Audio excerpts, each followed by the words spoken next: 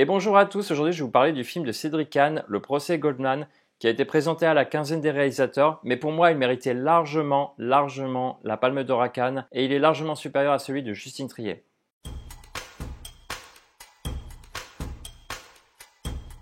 Ce film a été présenté à la quinzaine des réalisateurs à Cannes, et Cédric Kahn a été l'assistant monteur sur l'un des films de Maurice Pialat, Sous le soleil de Satan.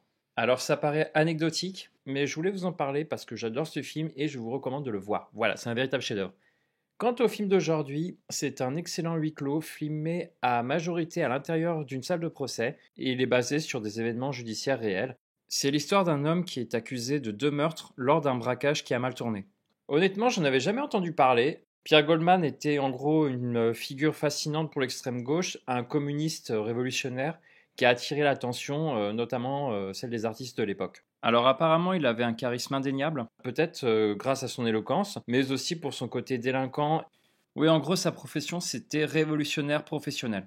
Il y a toujours eu des gens qui se sont attirés par ce genre de personnage. Alors, personnellement, j'en fais pas du tout partie. D'où le fait que j'ai pas encore vu la série Dahmer, par exemple. Et malgré sa popularité, ça m'intéresse pas du tout.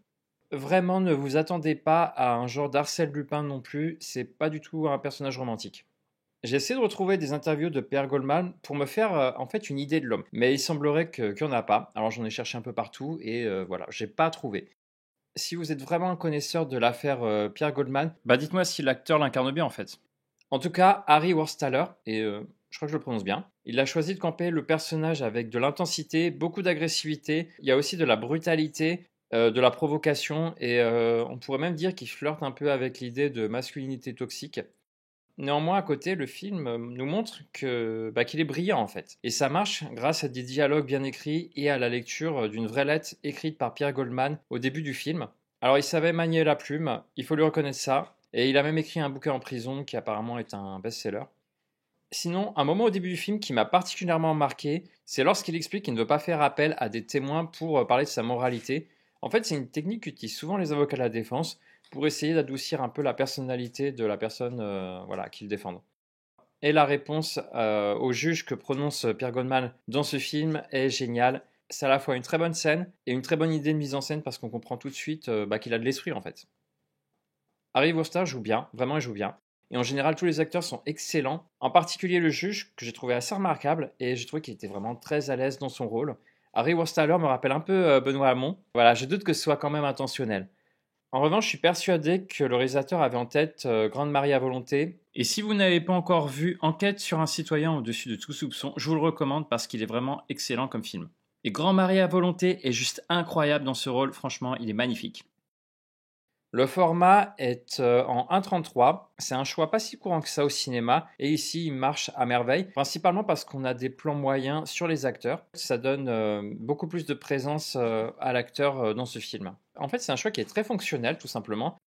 Tout a été tourné avec une pellicule. Du coup, on a pas mal de grains, avec des effets de lumière comme un halo autour des personnages, et j'ai trouvé cela assez étonnant. Ça confère au film une atmosphère même presque surnaturelle. La lumière est vraiment unique dans le film, et je trouve que c'est même l'un des points les plus positifs.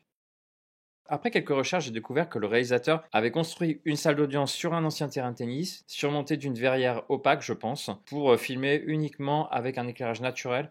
En réalité, utiliser un verre opaque, c'est une astuce qui permet d'adoucir la lumière pour avoir à la fois beaucoup de lumière naturelle et en même temps qu'elle soit douce et qu'elle soit répartie avec homogénéité dans la pièce. En fin de compte, cela donne une lumière particulièrement en plastique. Franchement, le film est beau à voir. Et si vous faites partie de ceux qui aiment que l'image, allez le voir au moins rien que pour ça.